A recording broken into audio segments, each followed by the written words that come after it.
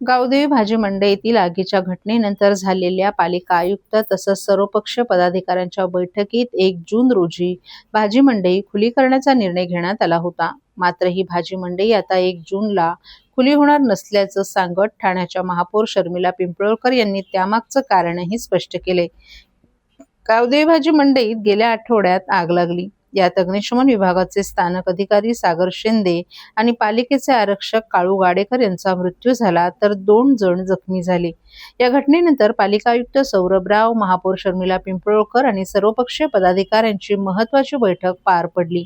यामध्ये 1 जूनला गावदेवी मंडई खुली करण्याचा निर्णय घेण्यात आला होता. परंतु आता 1 जूनऐवजी ही मंडई खुली होऊ शकणार नसल्याची माहिती महापौर पिंपळकर यांनी दिली आहे. महापौर शर्मिला पिंपळकर यांच्यासह सर्व पदाधिकारी आणि अधिकाऱ्यांनी गावदेवी भाजी मंडई बरोबरच पहिल्या मजल्यावर असलेल्या नौपाडा प्रभाग समिती कार्यालयाची पाहणी केली. हे कार्यालय सुस्थितीत करण्याच्या सूचना महापौरांनी यावेळी दिल्या. सद्यस्थितीत सर्व राडारोडा काढण्याचं आणि स्थापत्य संलग्न कामं सुरू आहेत.